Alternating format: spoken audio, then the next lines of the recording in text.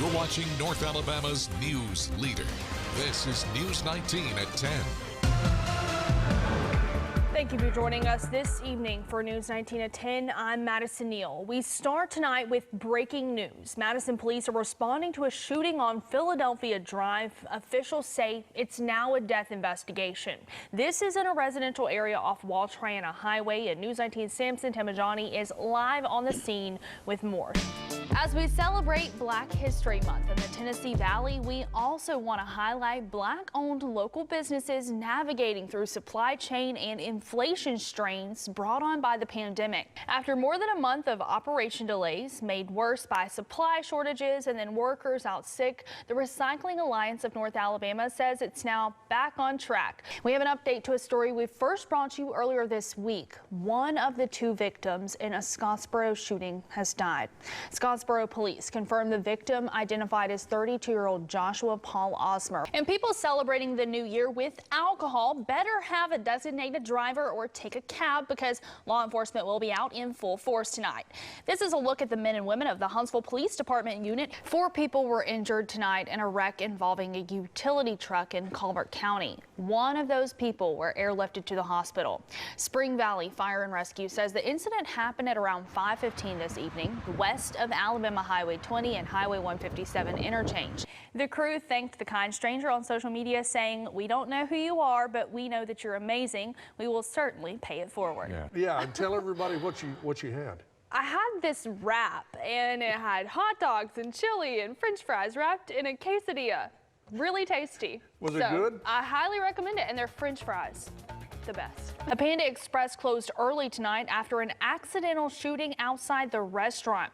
This happened at the Madison location on Highway 72 between County Line and Balch Road, but it's in the Huntsville police jurisdiction. What began as a truck convoy protest in Canada against vaccine mandates has snowballed into a tense international standoff.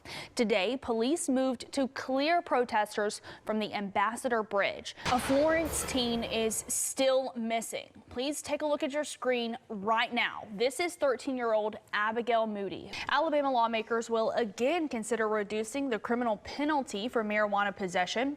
A Senate committee is expected to consider the bill by Senate Minority Leader Bobby Singleton on Wednesday. Singleton's bill would change the definition and penalties of both first and second-degree possession. And even though COVID cases in the state are expected to start declining soon, health officials remain worried about pediatric patients. When the country music star came to pick up his food, he noticed Honey Lackey was pulling a double duty at work, taking care of her customers and her child at the same time. Daryl Matthews has the story. Next year, Alabama voters will have the chance to put Aniah's Law into action. Today, the legislature gave the final approval of the bill, which honors a college student who was abducted in Auburn and killed in 2019. The bill gives judges more discretion for denying bail to people charged with some of the most violent crimes. As we head into yet another year of the COVID-19 pandemic, doctors are still trying to grasp the best ways to prevent and detect the virus and its mutations. News 19's Yvette Sanchez has more on how testing has advanced in some ways. Madison City Schools will be heading back to face-to-face learning next Tuesday, but a petition started by a concerned parent wants the district to reconsider. The Centers for Disease Control and Prevention says the Delta variant of COVID-19 is just as contagious as the chickenpox. And the agency has updated its testing guidelines, saying everyone needs to get tested after being exposed to the virus, even if you've been vaccinated. According to the latest guidance from the CDC, if you've been around someone who has COVID-19, you should get tested 3 to 5 days after the potential exposure, even if you're fully vaccinated. Previously, the agency only wanted vaccinated people to get tested if they showed symptoms. However, new research shows vaccinated people can transmit the Delta variant as easily as those who are unvaccinated. While vaccinated people can still catch and transmit COVID-19, the CDC says they are protected from more serious complications from the virus. Right now, 97% of Americans hospitalized with the coronavirus are not vaccinated. And the impact of the Delta variant is being felt in Alabama. The state has the highest COVID positivity rate in the country. Over the past week, the state has added more than 10,000 COVID-19 cases, with more than 21% of people tested getting a positive result for the virus.